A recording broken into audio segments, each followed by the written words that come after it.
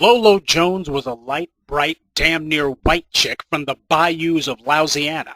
She caught the attention of the media 4 years ago, mostly for, well, actually I'm not sure, though I have a hunch. After 20-plus years of seeing dark-skinned women dominate the sport of running, it seems the white males were glad to see someone who almost could pass for one of them. And on cue she gladly smiled and ran around buck naked for their enjoyment. Serious enthusiasts of running were perplexed. People who actually followed track didn't consider Lolo Jones to be anything special. That's because Lolo Jones has long had a reputation for choking when the pressure was on. And Lolo Jones over the first hurdle and taking the lead. Now Harper is there, and Ali is alongside. It's Don Harper in front with Jones and Ali. Final hurdle, Harper wins it easily. What happened here? Well, I don't remember how many false starts there was. There were 4 or 5 at least, and I just kept telling myself to refocus. But the problem I've been having all year is my start. So if I don't nail it, it kind of throws everything off, and that's what happened, because I played it safe in the start because it threw everything off, and towards the end I was hitting arms with the girl next to me, and that was throwing me off balance, and I just couldn't recover. And yet her picture was suddenly plastered everywhere, from magazine covers to webcasts to TV. She was even on Jay Leno, giving interviews everywhere, not about track, but about herself. The media spilled tons of ink telling everyone how exceptional she was, and they also made it a point to either slight her black teammates or just not mention them altogether. Though on the few occasions when they did, the topic of discussion was always Lolo Jones, never them. There are a lot of words that can be used to describe Lolo Jones, but humble isn't one of them. She talks more trash than an NFL team. As far as she's concerned, she's God's gift to athletics, and Jones herself was telling everyone she was ready to impress the world. Well, when the 2008 Beijing Games came, Jones made a hell of a first impression, all right, though not the kind she or her white boosters would have liked. One of the hurdles, no doubt jealous of her beauty, tripped her up. Placing 7th, she came home empty-handed, with only a hard luck story about how hard she tried. The woman who the media was touting as the next big thing turned out to be the next big no thing. Meanwhile, her black teammate, Dawn Harper, won the gold medal.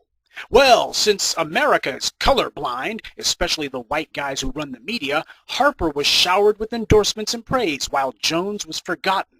Right? Wrong. Jones was the one who got the media attention after the 2008 Olympics, even after utterly failing, while Harper was ignored. No mention anywhere. In fact, Jones didn't even have the class to congratulate her teammate on winning the USA its medals. Instead, she said nothing. Now, if you had been the subject of endless praise and had the white media proclaiming you the champ before you'd even gone to the Olympics, wouldn't you be a little bit humble if you had literally fallen flat on your face when it came time to compete? And wouldn't you be grateful if your teammates, who you had helped the media to ignore, succeeded where you'd failed? Well, Lolo Jones wasn't. Instead, she threw a pity party for herself. You see, the white media now had egg on their collective face. They were desperately scrambling to reposition themselves, to set a new narrative. Jones is the underdog for 2012. In the meantime, she went back to doing photo shoots and obsessing about her virginity in between constant bouts of Twitter tweets. Anyway, we all know what happened next. Jones showed up in London in 2012, and her white male admirers were ready to crown her Queen of the Olympiad this time. Surely their white knight wouldn't fail twice, right? Except that's exactly what she did. Once again, Little Miss Motormouth had failed. And this time she didn't have any pesky hurdles to blame. This time it was because she was simply too slow. So much for being the women's indoor world record holder. So what was the excuse going to be this time? There was none. Jones was a loser. There's just no other way to put it. Now she was desperately begging the media to go away, but they just wouldn't. Perhaps if she had not gone aggressively seeking out the cameras in the first place. Perhaps if she had refrained from talking about her sexuality all the time. Perhaps if she wasn't constantly on Twitter sending out tweets. Perhaps if she'd accepted personal responsibility for her failures instead of deciding to play the victim of the same media that she had been the darling of.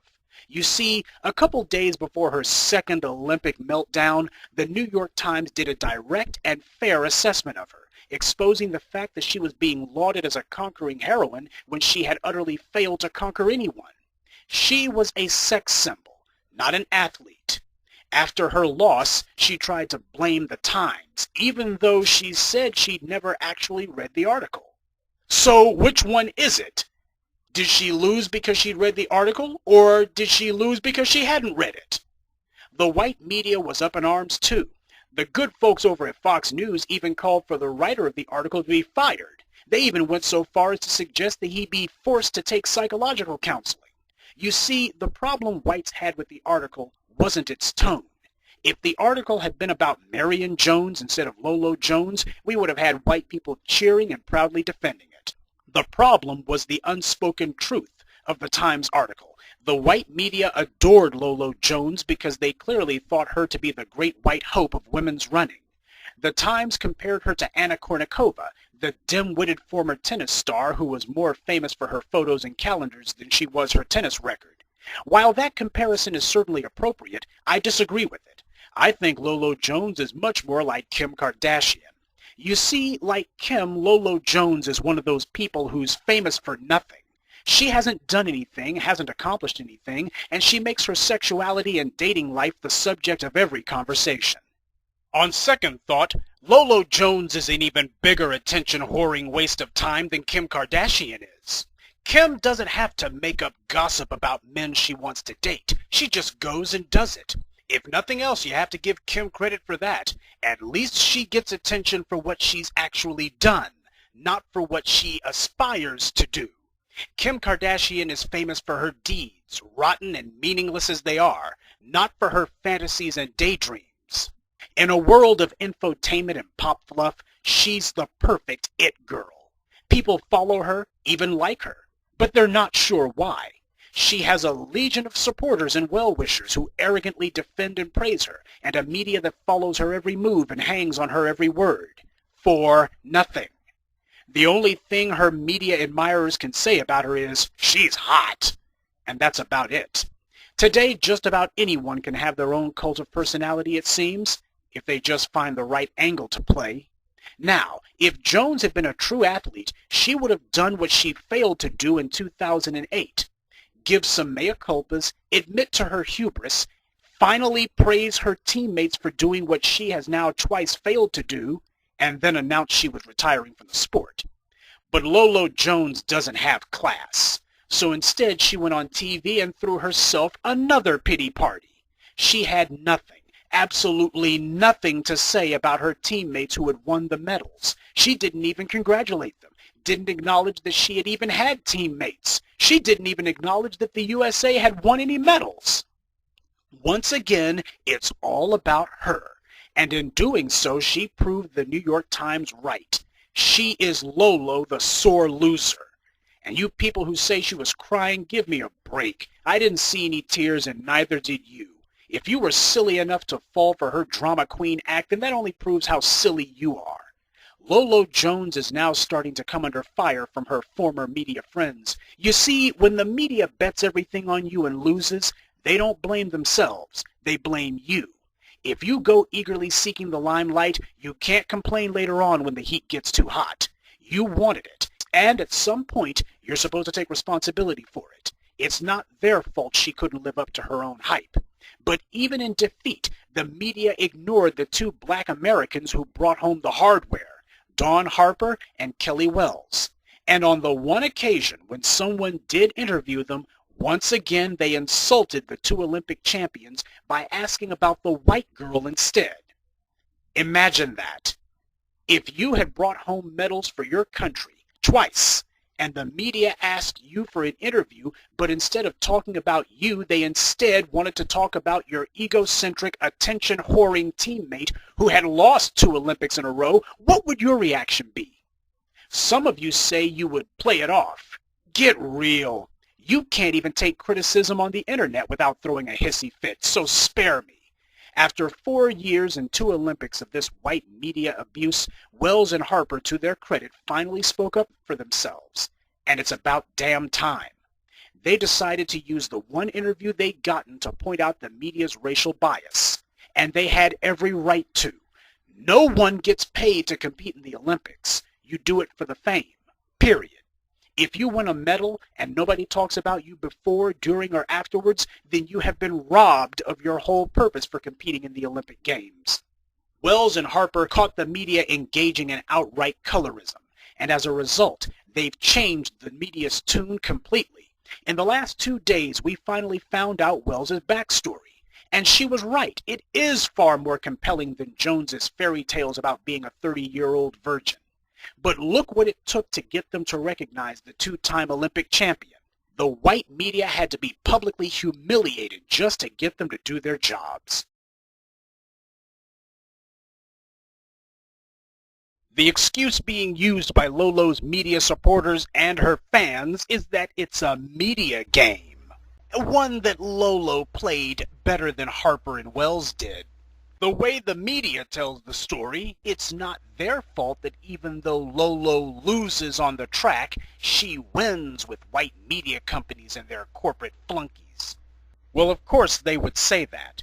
They're the ones who referee the media game and decide who wins and who loses, and they decided a long time ago that anyone whose skin is too dark is automatically disqualified.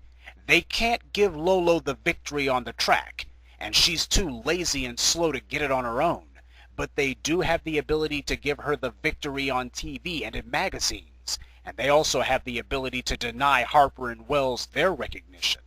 And of course they've had 100 years to develop their arsenal of excuses, lies, talking points, and deflections to defend the calls they make during the game. Wells and Harper were the picture of class and grace, but they're pointing out the media's colorism has brought out the worst in white people and a lot of black people as well. There's an old saying, if you throw a brick into a yard full of dogs, the one that yelps is the one that got hit.